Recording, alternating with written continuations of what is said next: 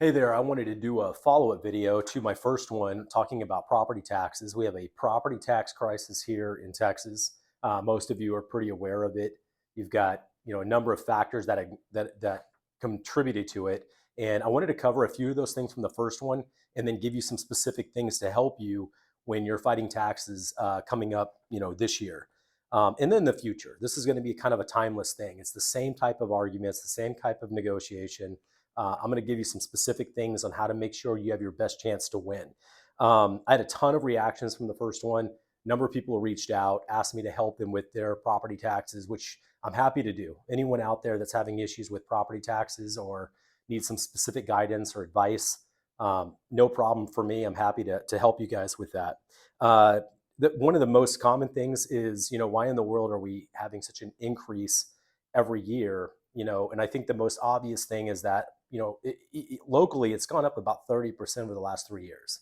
At some point, the appraisal district is going to want to start collecting their money. We can talk about ways to try to cap that and try to minimize that for the future, and then how to actually fight and win during your appraisal hearing. Next thing is we want to make sure you have your exemptions in place. Any of you that bought a home, this is your primary, make sure you get a homestead exemption. It's free to do. Don't pay any of these services to do it. It's free. There's a form online. You can fill it out, send it in, and it'll help you for the next year's taxes. And then I covered a few ways initially in my previous video on how to fight taxes. I'm going to go a little bit more detail on this one to help with you guys in that. So first thing I want to talk about is the actual information that you find on the appraisal district regarding your home, right? So you have, there are two primary values we're looking at. We have market value and assessed value. The most important one for us is the assessed value. There is a market value number on there to kind of show them where they're headed towards, and they're only allowed to increase it so much per year if you have a homestead and other exemptions. These things will factor in on that, but we want to try to get ahead of them and keep the floor as low as we can. I'm going to talk a little bit about that in a moment. So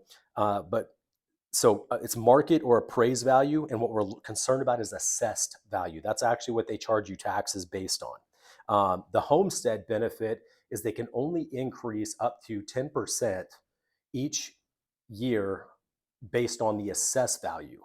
So that's the number we really want to focus on and try to keep that number as low as possible. Because if you do nothing else and you cause them not to increase, or even if we can get an adjustment where they decrease what the predicted rate is, then that at least keeps your floor lower for future tax increases. That's why it's really important to do this every year.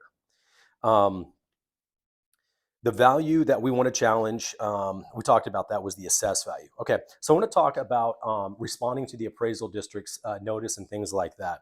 The first thing we want to do is we want to go ahead and schedule a hearing.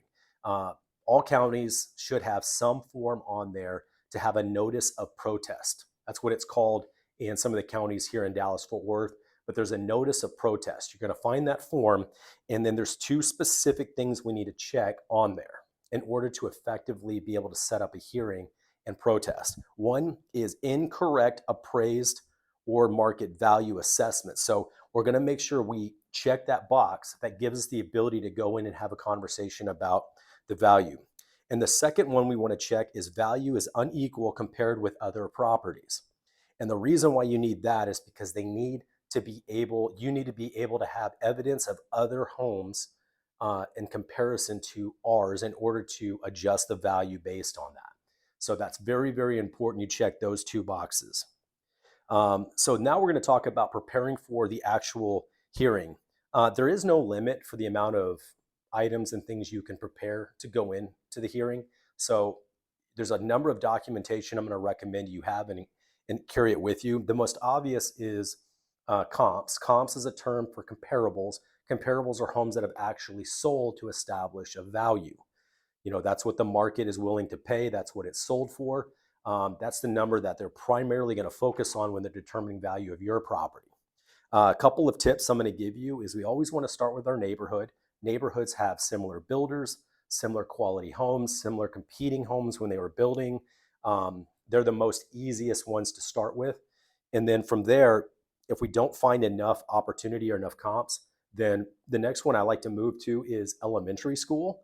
That's generally another commonality, that everyone goes to the same school, they're in the same school district, they have the same taxes. A lot of the same things are going to be commonplace there. That's the next level. And then from there, we're going to adjust by square footage and year build, make sure we have similar type properties. Um, so that's usually where we want to start. And then we always want to try to use most recent homes, those that give us maybe a lower price per square foot, those that had a reason that they were selling for lower. A lot of that doesn't really matter specifically. It just gives us the ability to leverage those closings with value, with your particular home value. They'll go back a year or so. They're okay with this. Just make sure if we go back, remember, they're going to probably adjust for time. So if I pick a comp that was 2 years ago and they determine the value of properties have increased 15%, the last 2 years, then they're going to take that value and increase it that amount to match it to what we are today. So we can go back, but keep in mind they're going to probably have some type of scale to adjust for value based on time. Here's another really good tip. Take pictures of any damage, any deficiency, anything you can come up with on your property to show that it's not that good of a home. It still needs work. I've got cracks in my foundation. I've got cracks in my driveway. I have nothing but dirt in my backyard. I have uh, termite damage over in this area. I have water damage over here.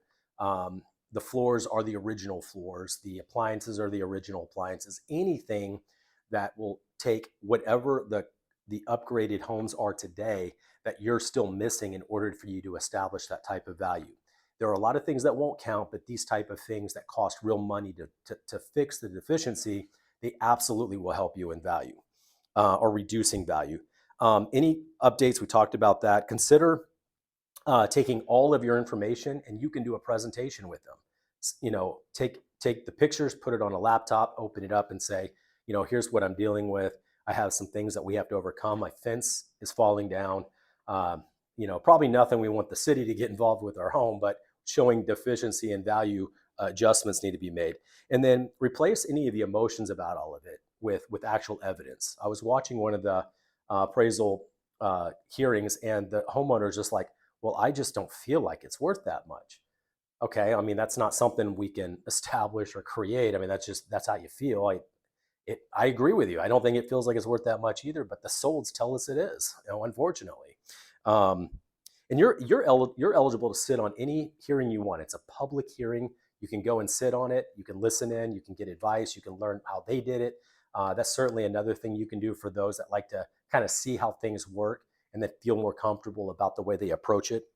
Um, if you need help with any of these type of things, scheduling, I mentioned in the beginning, I'm mentioning again at the end, I'm available. I can help you with a property tax fight.